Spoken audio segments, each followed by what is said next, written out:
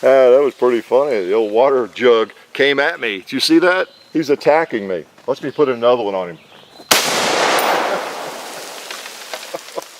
I'll teach him to come at me after just a couple of shots.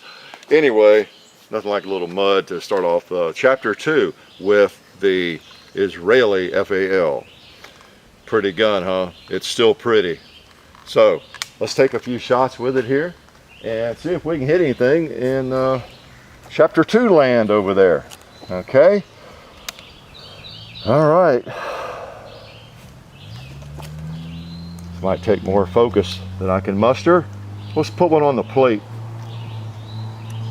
Or try to.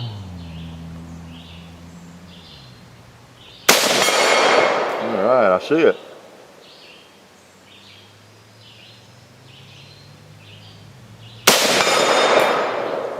I mean, I see the hits. Okay. All right, I know where to hold, so it's up to me to hold right on the target. Let's start on the left and see if we can pop a couple of those guys.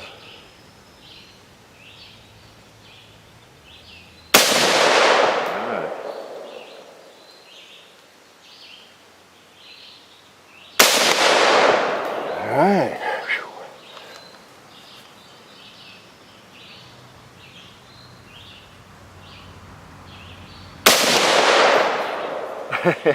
Wounded him.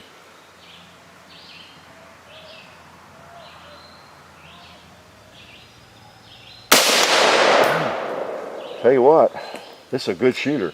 It's heavy.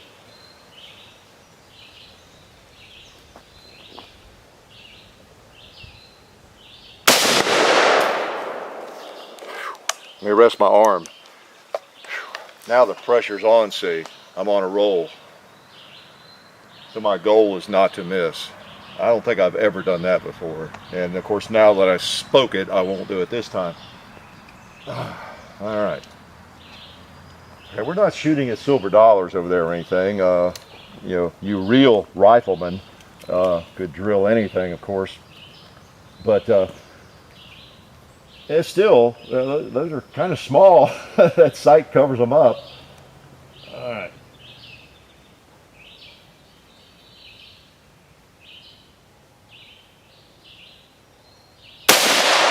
Okay, pressure's off. Whew. I knew I was low when I pulled the trigger. Boom. Got him.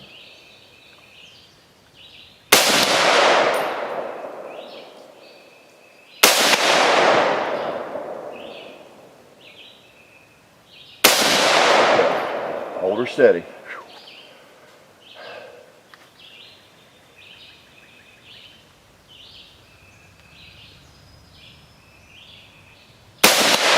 Felt good.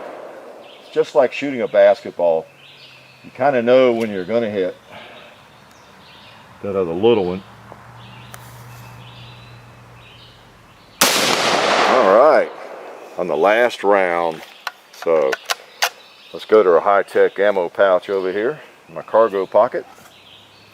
Put another magazine. Look at those babies. Aren't those cute? 7.62 by 51. That is a real rifle round, no doubt about it. Clicks right in. Metric magazines, metric version of the FAL. Look at those torpedoes in there just waiting to be fed. Okay.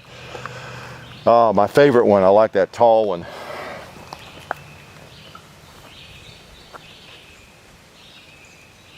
Narrow but tall. Haha. All right. All right. Let's go ahead and try that. Pick that 2-liter off the top of that block without hitting the block if possible. All right.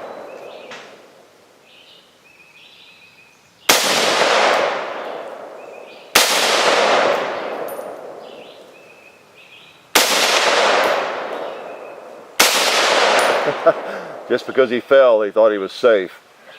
Let's try the red plate. Boy, really swings her. I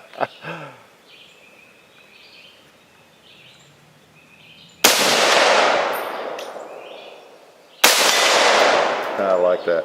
I like that. Can't afford to miss too much with this these 308 rounds these days. All right. Oh, there's a watermelon growing over there. I forgot we're near the watermelon patch. I guess it's from all the seeds left over from last season.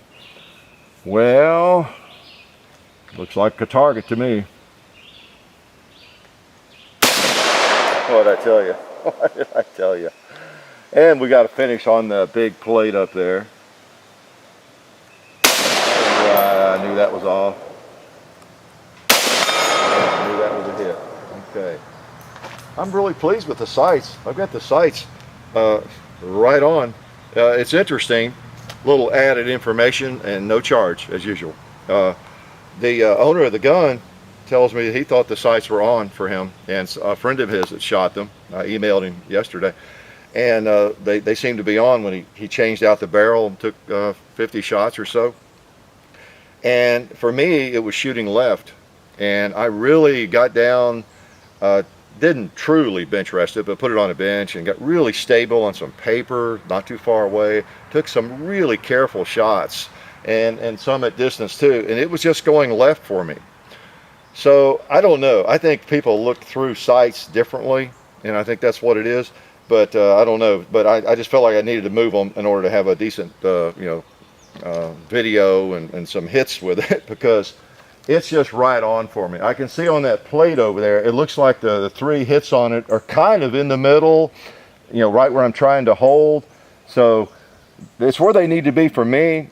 He may have to move them back, but that's just the nature of sights and firearms sometimes. So now the most difficult shots. Oh boy, let me get my focus going here. All right, we got a couple 2-liters here at range, at distance. Can I do it? Let's try.